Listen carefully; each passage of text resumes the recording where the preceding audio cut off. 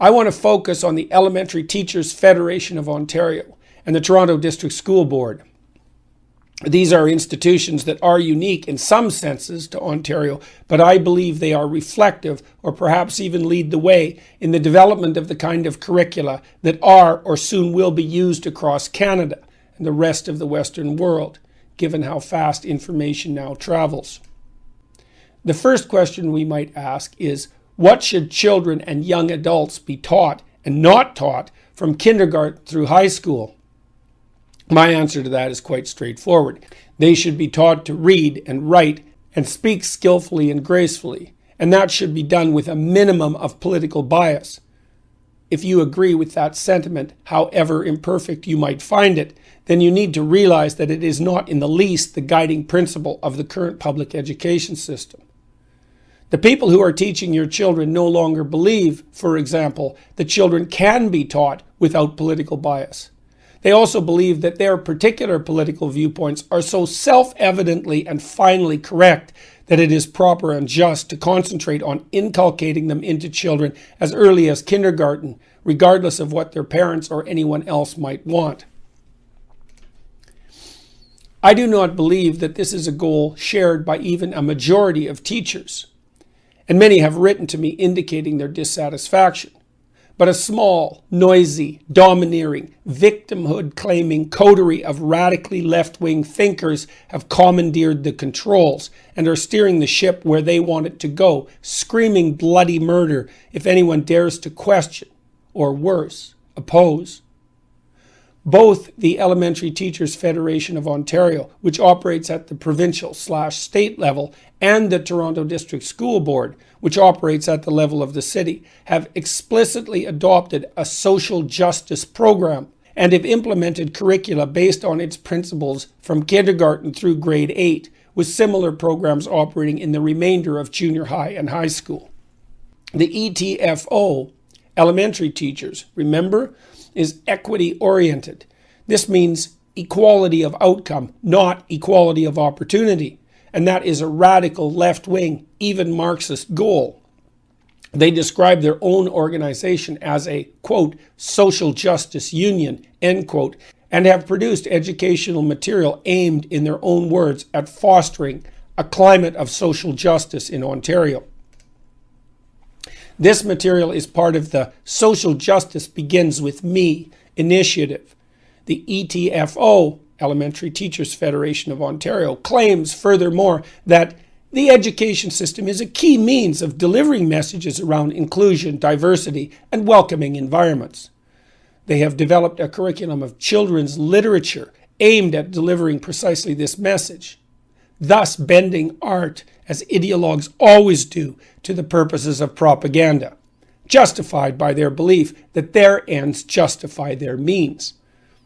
The Social Justice and Equity Project encompasses all elements of the curriculum, including language arts, mathematics, science and technology, and the arts. Even the very act of reading is taught from a neo-Marxist/postmodernist radical left perspective, as students are encouraged, after finishing a given book, to identify the power claims of the author and to note which groups have been excluded from consideration by that author. The Toronto District School Board, for its part, has its own social justice action plan, committed as it is to fairness, equity, human rights, and economic egalitarianism. That is the slogan of a political manifesto, not a proper statement for an administrative board whose proper role is the local governance of the education system. No matter. The TDSB unabashedly announces its progressive agenda, with no consideration whatsoever given to the fact that indoctrination and education exist at precise cross purposes to one another. Their policies continue. The TDSB has a shared responsibility to contribute to positive social change, both locally and globally. Learning about and engaging in social justice issues such as equity, diversity, abuse against women, poverty reduction, and environmentalism will make school more relevant and meaningful for all students. It will also ensure, as much as this can be done by fiat, that students within the system adopt the political stance deemed appropriate by their administrators and teachers. Now, make no mistake about it, I know perfectly well that there is a need for right and left-wing viewpoints.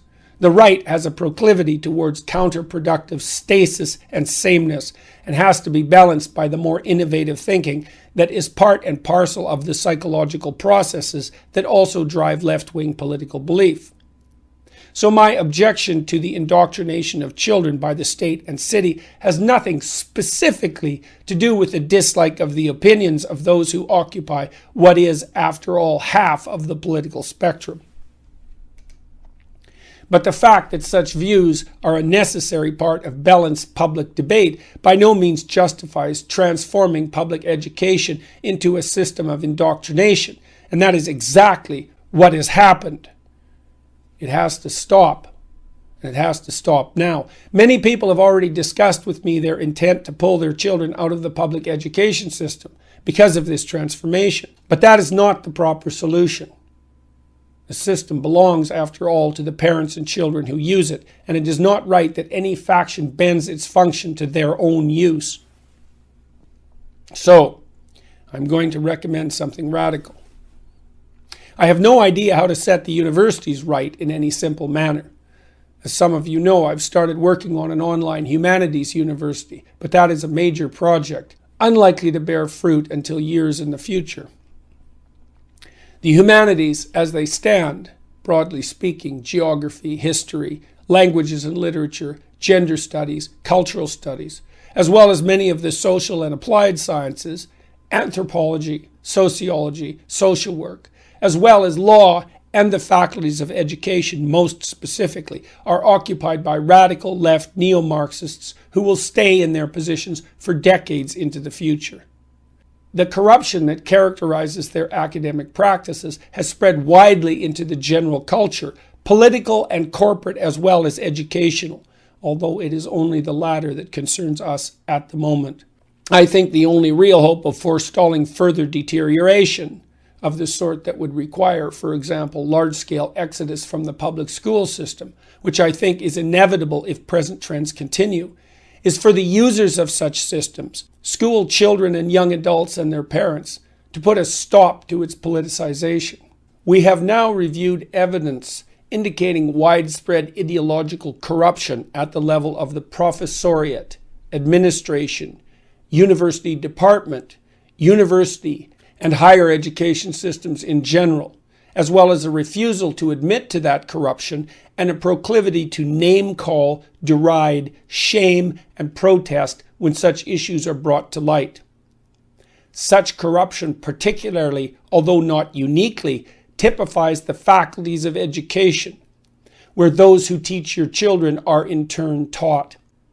Because of this, the public education system has become politicized, and that politicization is broadening and deepening, presenting social danger in the form of the involuntary indoctrination of children, and compromising the proper function of public education itself, which is the creation of autonomous, self-governing, free-thinking individuals. So I am recommending the following concrete actions.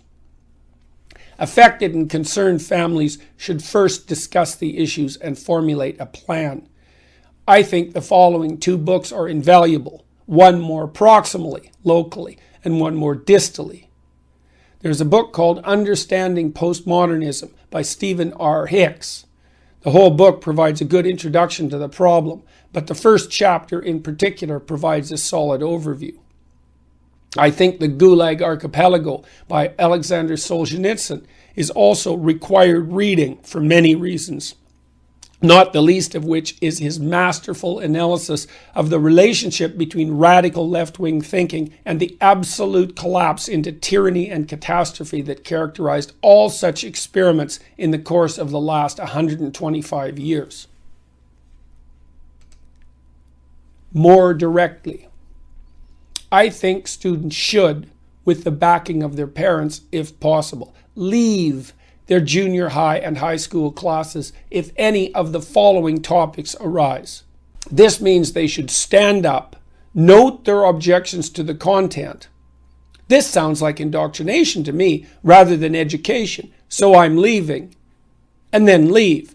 Perhaps they could encourage a classmate/friend to videotape their actions and post it on YouTube.